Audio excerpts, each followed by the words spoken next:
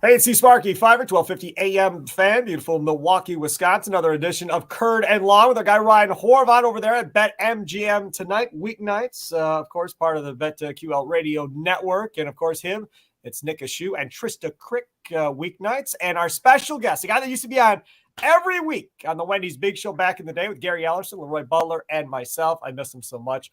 He is our Audacy NFL insider, Ross Tucker. Follow him on Twitter at Ross Tucker NFL, and of course has the Ross Tucker podcast as well. Ross, thanks for coming on, man. Appreciate it. Yeah, my pleasure. Good to talk with you guys. Good to see you guys. I already have 3 things I'm going to bring up before I let you ask me any questions. You guys know how I do it. Yeah. So, number 1, I had not had a Frosty from Wendy's in a long time. And every time I was on the Wendy's Big Show, that would make me, I would think about that. Yeah. And so now I'm thinking about it again. We're doing this like midday. It's just not good. It's not good for, I'm trying to go to the beach on the weekends, trying to look a little bit leaner. It's not good. Number 2, I love the name of the show. Curd and Long. That's amazing. Who came up with that? That was corporate. The guys at 2400 Sports came up with the idea for the podcast name. I'm like, that's kind of funny, right? What do you think? He's like, sure, let's go with it. So yeah, it's. I think Curd and Long is incredible. And then last thing is, I believe that both of you have tweeted at me recently at Ross Tucker NFL. Sparky, I saw yours with the mustard right before I came on, which is amazing. I don't know why I didn't see it on my feed earlier, but that's amazing. You're the man. And then Horvat, you had a problem. You're probably going to ask me about it. You had a problem with my coach rankings, right? Yeah, no love for Matt LaFleur. You saw this. You didn't respond to it. We didn't interact on this. I'm glad that we're going to talk about this. Because you tweeted like his record. Mm-hmm. And then who did you tweet? Like Dan Campbell's record or something? Probably. Did you have Dan Campbell? I can't remember now. This was weeks ago. Yeah, I think it's probably Dan Campbell. Yeah, like anybody that just, like to me, and take this the right way, Ryan. For sure. But anyone that just tweets me numbers or like the coaching records, that there's no discussion to be had then. Like if all that mattered is the ranking, is the records, right? Then why even do rankings? Just go to Pro Football Reference and look up the 1-loss record for all 32 head coaches and then just insert them, right? Like boom, boom, boom, boom, boom, boom, boom. What I tried to do is I tried to assess what I believe the coaches have done with what they've been given for as long as they've had it. So like I had Brian Daboll number 8, and it's only 1 year. So if they have a crappy year for the Giants this year, he'll go down a lot. But it's only 1 year. And the only year he had, he won a road playoff game. Like that's with the Giants. You see their roster last year? You see their receivers? Yep. Do I think Matt LaFleur would have won a road playoff game last year with the New York Giants if he was their head coach? No, I don't. Definitely not. Do I think Matt LaFleur – I mean, look, did you watch the last game where the Packers could have made the playoffs if they just won a home game against the Lions and LaFleur and the Packers got outplayed and outcoached by Dan Campbell and the Lions in that game? Do I think LaFleur and the Lions would have gotten a winning season for the Lions last year? No, I don't. He's a good coach. He's won a lot. I think one of my takeaways from the exercise is that there's like 24 coaches I think are legitimately good. Like everybody needs to go check out the article on the 33rd team, but I had like Mike McCarthy, your boy Mike McCarthy at 21. I had Sean McDermott, 22. Bills fans were going crazy. But there's logic to all of these. I think LaFleur is a good coach, but I don't know. Wait a second. He's had the MVP of the league. Well, hold on. So he's had the MVP of the league. Hasn't been able to get to the Super Bowl. You got that. Yeah. Go ahead.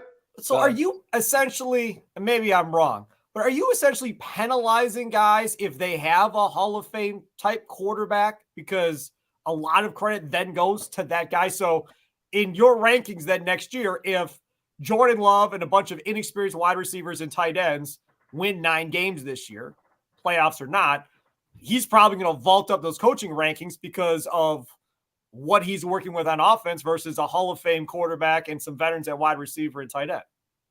Correct. Yeah. Plain and simple. I mean, I think quarterback has a lot to do with it. Yeah. And I wouldn't say I'm penalizing LaFleur. I would just say I am strongly taking into account the fact that he had one of the 3 or 4 best quarterbacks in the NFL, like his whole tenure. Yeah. There. Now, listen, the flip side of that is, even that first year when Rodgers didn't play at an MVP level, they got the NFC Championship game. And I think LaFleur deserves credit for that. And also, he didn't screw it up. It's not like Rodgers was lighting the world on fire when McCarthy got fired and LaFleur got there. So LaFleur deserves some credit for helping Rodgers play at that level again. Absolutely. But I say the drama that goes along with Aaron Rodgers after you draft Jordan Love, because like you said, he wasn't lighting the world on fire. The Packers thought, well, we may be coming to an end here. He's getting older. The drama that he had to deal with Rodgers being on the McAfee show and the sideshow in the locker room and everything else, doesn't LaFleur get credit for having to deal with all of that and still going out there and getting his team to win 13 games? Yeah, I think that's why he was one of my top 20 coaches. Because a lot of coaches don't have to deal with all this with Rodgers. Okay, well, the flip side of that is Rodgers, like the most talented quarterback, and them drafting Jordan Love put a huge chip on his shoulder and lit a fire under him. And that's why I think a big reason why Rodgers played as well as he did. I agree. Yeah. Is because of that. So going back to the tweet, I didn't have a huge issue. We've been talking about this on the podcast, actually. I think if you think the Packers are going to win the NFC North, I don't personally think that.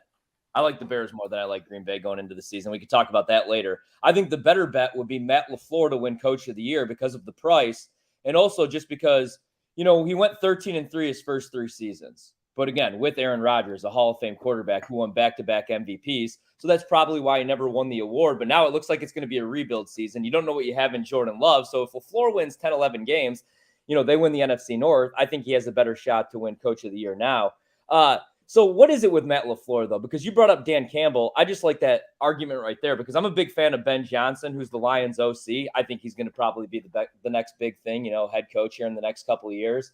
So if you had a knock on LaFleur, what would it be? Because I'm kind of with you on I don't know that he has these guys motivated. They always play terrible off the bye. And then, even as a play caller, loved him the first couple seasons. But the last couple of years, man, this should be a running offense. And Aaron Jones has 4 or 5 touches at the end of a game. And he goes to the podium every week and says the same thing over and over. That's on me. I have to do a better job calling the plays, getting, our playmakers the football. What would be your issue with Matt LaFleur? You kind of all laid it all out there, but, what would be the knock from, your standpoint on him? I think the biggest knock is that he had the best player in the sport for 4 years? Yeah. And was in a very winnable conference. And I felt like he got outcoached, definitely got outcoached in the NFC Championship game back-to-back years against the Niners, against the Bucks. Thoroughly got outcoached, I thought, against the Niners in 21. And then last year I thought was very, very disappointing. Yeah. I know Devontae Adams was gone. He wasn't able to massage the Devontae Adams situation to get Devontae to stay, and I guess neither was Aaron Rodgers. But I thought last year to go 8-9, in that division with that team. So my issue with LaFleur would be that I feel like he has come up small in the postseason in big moments 3 years in a row. And then last year had a really disappointing year. There's no other way around it. Even with everything that happened, they still had a chance to make the playoffs in that last game, and he couldn't get it done. Yeah. And I think that you'll look back on it. We're going to learn a lot more about LaFleur this year with Jordan Love, for sure. But I think that you'll probably look back on it and say, man, what did he win 2 playoff games in 4 years with Aaron Rodgers? That doesn't sound real good to me.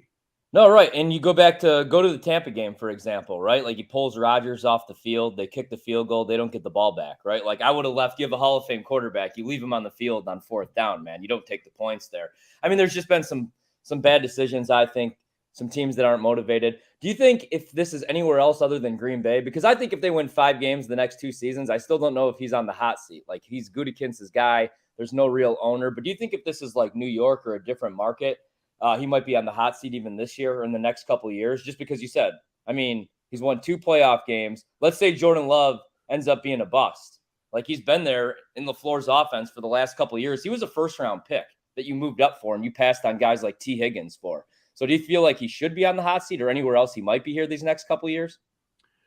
I think if they have a really bad year this year, that they will have a different quarterback in 2024, and that LaFleur will have to make it work with that quarterback in 2024. I will say this, though, Ryan, to your point. If what's happened to your point about the Packers, it's not even necessarily that they have an owner, that they don't have an owner. That's part of it. Yeah. But it's also just how nice the people in Green Bay are. Oh, stop. No, it is. Stop. The same thing goes for the Buffalo Bills fans. I love the Bills. My favorite team I ever played for. But if the exact same scenario that's played out in Buffalo played out in Philly or New York, McDermott would be on the hot seat this year. Agreed. Because it would be like, yo, dude, you've had Josh Allen for 5 years. Let's do the math real quick, okay? Mahomes, 6 years as a starter, 6 AFC championship games, 3 Super Bowl appearances, 2 wins. Joe Burrow, 2 healthy seasons, 2 AFC championship appearances, 1 Super Bowl. Josh Allen, 5 years, 1 AFC championship appearance, 0 Super Bowls. And by the way, you go through all those games, the 13-second fiasco against the Chiefs in 21. I mean, I called both their playoff games last year. They could have lost to Skylar Thompson and the Dolphins in the wild card round. Then they got smoked at home in the snow. What more can you ask for? So is in Buffalo, they're happy that they're winning and they're having home playoff games and they're in the mix. So they give him a contract. He was under contract for 3 more years. They tag on 2 more years to that. Yeah. If this was Philly or New York or Boston or some of these other cities, he would be on the hot seat this year because they'd say, like, look, if he can't do it this year, they need to get somebody in here that can get him over the hump. Yeah. But in certain cities, you're rewarded for sustained success as opposed to winning the whole thing. And I think that we can have an argument about that. Okay, so I guess I'll be the nice guy. I don't think Jordan Love's in any trouble. I think Jordan Love's the quarterback in 23. I think Jordan Love's the quarterback in 24, regardless of what happens in 23. When Rodgers came in after he sat forever behind the Hall of Fame quarterback Brett Favre, he had a veteran wide receiver room, he had veteran running backs, and he still won 6 games. This dude's coming in with his most experienced wide receiver having been in the league for 1 year between Watson and Dobbs. Neither one were healthy last year, so neither one have played even 16 or 17 games in the National Football League at this point. Both of his tight ends are going to be rookies. There's no way, and legitimately, you can look at Jordan Love and go, yeah, dude, you should go win the division. And if you don't, we're going to replace you. There's going to be growing pains just because of who he has around him on offense, besides the fact that he himself has never started a full season in the NFL. So I think he's guaranteed to be starting in 24, regardless of what happens in 23. Yeah, so first of all, that mindset is disgusting to me. Yeah, I'm all right with it. I'm not saying, Sparky, that they have to win the division. I'm not even saying that Jordan Love has to play great or even good or even okay. But the idea that you're already layering as many built-in excuses as you possibly can out there, and you're already giving him a pass no matter what happens this year, like, this is pro football, bro. This is a results-oriented business. Sure. If he sucks, he's not going to be their quarterback in 2024. And Rodgers wasn't that good last year. And he was dealing with a couple of inexperienced wide receivers. He had Cobb, he had Lazard, he still had his guys. He doesn't even have that to work with going to this year. If Rodgers was put in this same situation, the same Rodgers who doesn't want to do OTAs until he got to New York, didn't want to do OTAs, doesn't want to work with his receivers off-site when other quarterbacks are working their wide receivers, don't want to do any of that stuff. If he would have came into this situation that Jordan Love is in, it wouldn't be any different next year. It wouldn't be because, again, you have so many nuances. You know this, Ross. To playing wide receiver, you go one way, quarterback thinks you're supposed to go the other way, boom, it's an interception going back the other way. Who else has his inexperience of wide receiver and tight end room in the entire league right now outside of Green Bay? They're the most inexperienced skill position outside of running back in the league. Well, first of all, they're going to lean on their running backs and their offensive line, Aaron Jones and A.J. Dillon. Yeah. Secondly, last time I checked, Christian Watson and Romeo Doubs aren't rookies. They played last year, and they both made a bunch of plays last year. They were both hurt especially last Watson year down the stretch.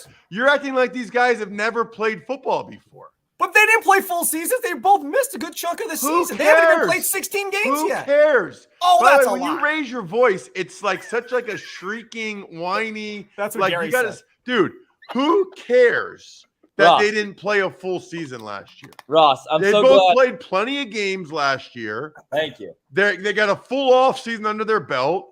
They're with Jordan Love in the OTAs mini camp. I'm sure he's getting them together this summer. They'll have a full training camp. I despise and detest built-in excuses. Let's watch him play. I'm not putting a number on how many touchdown passes he throws. I'm not putting a number on how many games the Packers win. But if they go 2-15 and Jordan Love throws 30 picks, he's not going to be their quarterback. Sure. So you can whine about their rookie tight ends or whatever you want to do. I don't care. But he needs to play. He needs to at least show them enough that it makes sense to continue the Jordan Love experiment and the Jordan Love progress in 24. I'm so glad that you're on today, Ross, because this is what I've been saying, man. Like, you go back to Rodgers' first year in Green Bay, where he actually starts, the first full season when Favre retires, or leaves, I should say, goes to the Jets. And they only win 6 games, but he threw for over 4,000 yards, 28 touchdowns, and just 12 picks. And you saw that he was the guy. The problem was the defense kept blowing leads. There were some growing pains, but you knew Rodgers was the guy. You saw it. With Jordan Love, man, he's been sitting for years. He's not a rookie quarterback. And again, he's a first-round pick who you moved up for. You passed on T. Higgins. Imagine T. Higgins in the Green Bay offense the last couple of years. And like you said, if this team goes 2-15, you can't pass on a quarterback if you have the first or second pick. You got Caleb Williams. You have Drake May. Michael Penix, I might like. Quinn Ewers, we'll see the years that those guys have. You can't pass on a quarterback if you're a disaster this year. But with that being said, who do you like in the NFC North? Is it the Lions this year going into the season? Yeah, I like the Lions. I like the Vikings are such a strange team to me. With some of their moves with Zadarius Smith and Dalvin Cook. I think maybe you could argue that the Vikings are properly self-evaluating that they're not really as good as like the Eagles and the Niners. And let's not, hey, we won a bunch of close games last year. So let's not think we're better than we really are because we won a bunch of close games. Let's build this thing the right way. I'm fine with that. From Minnesota. I think it's Detroit's year. I think it's Detroit's time. I mean, honestly, if Detroit doesn't win it this year, when are they gonna? Right. I mean, with Rodgers gone and the transition in Green Bay, with what's going on in Minnesota, I mean, the Bears, I know, Ryan, you said you're higher on them, but it certainly feels like the time is now in Detroit. I think it will be. I really do. You talk about this Packers team. I know you only got like a minute left. A lot of Packer fans wanted Joe Barry fired after last year, after the last couple of years. There were several high-profile defensive guys that were out there and available. I've said that if this defense stinks again going into that bye week in week 6, maybe they go get a Leslie Frazier or somebody or promote from within a defensive coordinator. How much stock do you put into Joe Barry's job being on the line here going into this year after what you've seen? Well, I thought they made a mistake, to be honest with you, when they got rid of Pettin. Yeah. But then that first year, I think Barry did some good things until later on in the year where they had issues. I didn't really think it made sense to get rid of Pettin for Joe Barry. And so I think that Packers defense has been disappointing. I mean, their whole defense is first-round picks. Like literally every guy. I've never seen anything like it. And by the way, they got like some talented guys. They have not gotten as much. You have Kenny Clark and Rashawn Gary and obviously Jair. Like, I don't know. It just feels like that defense should have been better than it's been the last few years. Everybody agrees with you on that. All right, Ross, go. Time to promote away, baby. You can follow him at Ross Tucker NFL. Tell everybody about your podcast. I love when Cosella's on. Like, that dude is. Yeah, he's on Thursdays. He's on tomorrow morning. And he'll be talking about the O-Line Masterminds event that he went to and what he learned. So, yeah, check out the Ross Tucker Football Podcast. It's 25 minutes daily during the season. And obviously, I got the weekly shows, Even Money, which is great for betting, Fantasy Feast, which if you love fantasy, go for that. The College Draft Podcast is a lot of fun where we talk about the NFL draft and the top college players, the biggest games. So all available at rosstucker.com or wherever podcasts can be found. And I post them at Ross Tucker NFL, at Ross Tucker Pod on social media as well. Good stuff. Ross, thanks so much for coming on, man. Appreciate it. Of course. Great to see you guys. Great to talk with you guys. Good to see you too, buddy. Take care. All right. See ya. There he is, Ross Tucker. I love me some Ross Tucker, man. I absolutely love me some Ross Tucker. Even when he yells at me and we go back and forth, it's always still a fun time. All right, so I know you were just happier than all happy with his take on Jordan Love. Y'all, you both are nuts. I don't care if he rips on me for my voice needs screechy or whatever the case may be, like everybody else does. To say you have expectations for a quarterback that has what he has to play with, you could just go back to Peyton Manning with Indianapolis. He was drafted 1 overall out of Tennessee. He was the godsend. They won 2 games, 3 games. He threw 1 million interceptions that year. I went with Tim Allen to watch him against Ryan Leaf for the Chargers, who was the number 2 pick. It was the worst football I've seen in my life. After that first year, I was like, holy crap, maybe he really isn't that good. He looks awful. And again, they didn't have a lot around him. And then over the course of time, it built as they put more talent around him going forward. Now again, Jordan Love, I said before, I think it's between 7 and 9 wins. That's where I think this is going to be for Jordan Love. So yes, if he wins 2 games and throws, 30 picks or 35 picks, yes, I agree with Ross Tucker. Yeah, then they've got to reconsider. But again, if they're somewhere around 6, 7, 8, 9 wins, I just think he's got to be your guy going into 24 at that point, and kind of moving forward. I'll throw this out at you. Yeah. Would you have interest in Trey Lance? No. Because it appears he may not make that roster. So it appears that somebody's going to get Trey Lance for a bargain at this point, Ryan Horvat. Yeah, I don't want Trey Lance either. I don't want another project. I just want to, if they're not going to be any good and Jordan Love's not the guy, I want to draft next year or even the year after. There's going to be some quarterbacks coming out that I like. Not quite as much as Caleb Williams or Drake May. Right. And Drake May might end up going number 1 overall. That's my prediction. So here's the thing. It has nothing to do with the record this season. I don't care if they win 2 games and Jordan Love throws 21 touchdowns, 15 picks, over 4,000 yards, and has some really good moments and looks like he's the leader in the huddle and he's learning and he's fixed some of the mechanics, like the stuff that he was doing wrong at Utah State. He's not throwing into double coverage. He's going to do that.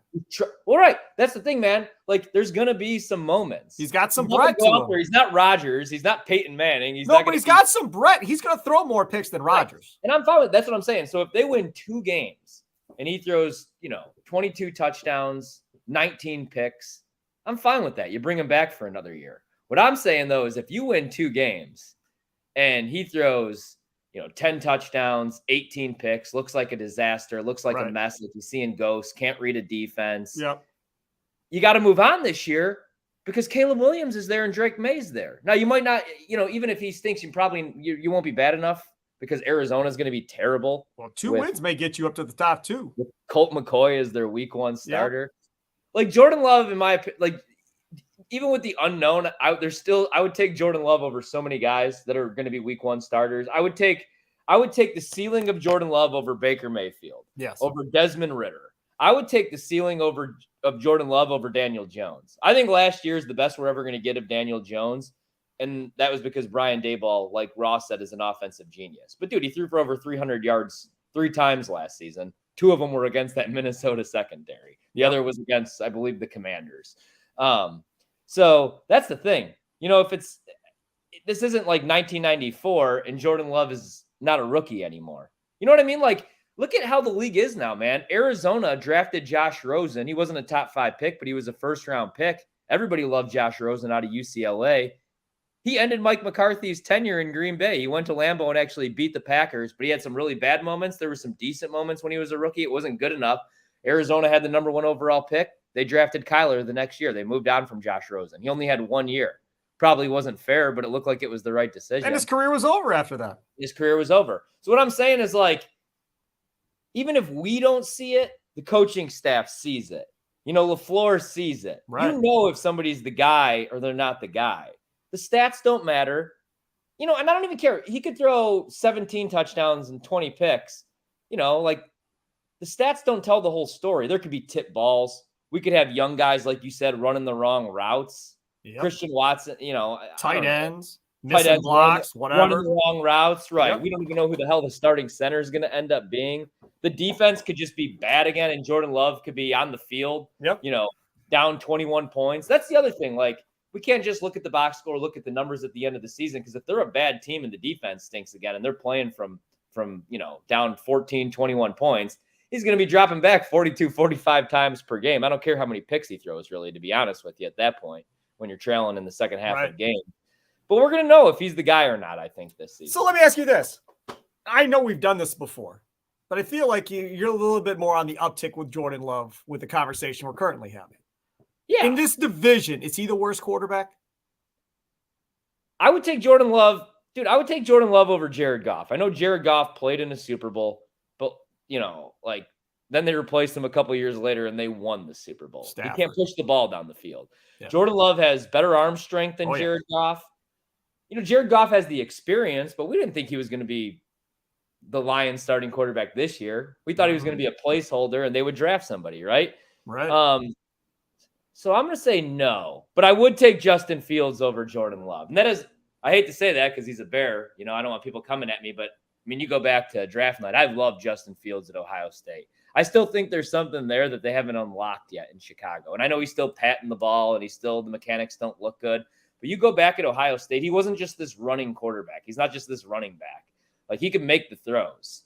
Granted, it's a wide open offense, and you and I could probably make those throws in the Ohio State offense.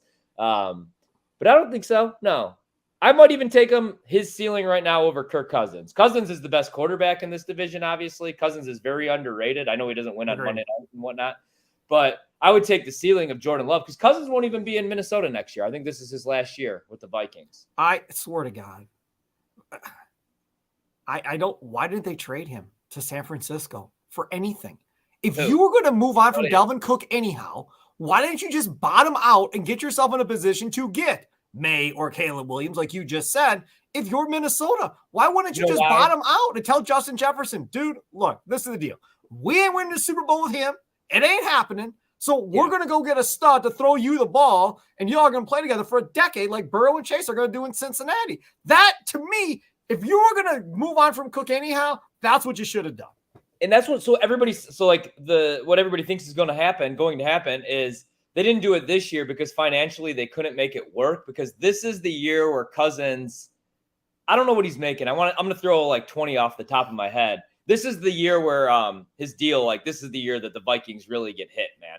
And so I don't think financially they could have made that work with San Francisco, especially with everything they're on the books for. Like, they just paid Debo last year. They're going to have to pay Nick Bosa again here soon. Fred Warner is going to be due up, I believe, here soon. Or maybe they just got him taken care of. I can't remember. But they couldn't make that work financially. Next year is the year that they can move away from Kirk. So let's say San Francisco doesn't win the Super Bowl this year. They most likely probably trade for Kirk, or somebody does. But yeah, but the thing about Jordan Love, his ceiling, as crazy as this sounds, could be Patrick Mahomes. He's not going to be Patrick Mahomes. Nobody ever will be. In my opinion, Mahomes is the greatest quarterback of all time. I'll finally admit he's better than Rodgers. I think talent-wise, he's better than Brady. He'll never be as decorated or as accomplished. but he also will never have a top 5 defense every year. He will have the best play caller and a great offense every year. But Right. dude, I mean, like Jordan Love's ceiling, like he has the arm strength. He can make the throws. He can make every single throw. He's athletic. He's tall. He's big. He's what you want in a quarterback. So that's his ceiling. Like his floor, though, could just be a guy that throws a bunch of picks, like a terrible version of Favre or something. Right. Like Kirk but Cousins. I looked up his see. number on Spot Track. Yeah. He's got some restructure money in here, so forth. He's got a cap hit. You were right. $20.25 million is his cap hit. The dead cap number is $48.75 million. And he's a free agent after this year. Yep. So they're out from him regardless.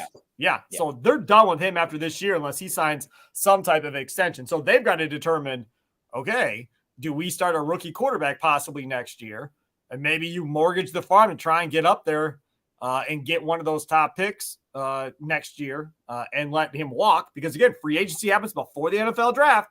So you've kind of got to make your mind up what you're going to do with Kirk Cousins before you even get remotely close to you'll be almost 2 months out from the draft when free agency starts in March. So yeah, I don't know. That'll be interesting. I will say this on the way out. Your hot take was you thought May could be the first overall pick, right, in the draft. My hot take is I think May falls in the first round and his stock falls this year without Phil Longo as offensive coordinator. That's what I think happens. I think you see him take a step back and all of a sudden everybody goes, maybe the play caller had something more to do with it than we thought at the end of the day. Just see, I would, man, like because of Trubisky too. I mean, the North Carolina quarterbacks that have Sam Hartman was projected to be a number 1 overall pick, then he ended up going 6th or 7th to the Commanders. But I don't know, man, because Drake May he's 6'5". He's got these huge hands. He has everything that everybody wants. I just actually watched the spring game again last night. Yeah. I'm falling in love with Drake May, and I thought the same thing though. I'm like, he was great last year. That scares me. Caleb Williams is awesome, man. I don't see the Mahomes comparisons. No. And he's 6'1". I don't know. Maybe I'm a hater because he painted his nails and it was like F Utah. And as you know, I'm a huge Utah fan in college football. And then they beat the crap out of him and beat him. But I don't know. I think I would still go Caleb over Drake. I don't know if he slips though, man. We'll see. We're going to find out. We're going to see how this all plays out at the end of the day. Ryan Horvat will do this again on Friday. Again, thanks to our Audacy NFL insider Ross Tucker for joining us on Twitter at Ross Tucker NFL. Download Curd and Long Monday, Wednesdays, and Fridays. Normally put them up at 5 p.m. Central Time. For the most part, I'm pretty consistent getting them up on time on your Audacy app or wherever you download your favorite podcast at. And, of course, on the Audacy Sports YouTube page, we stream these live whenever we record them now going forward, so you can always see them there too. Enjoy the rest of your day. Have a good one.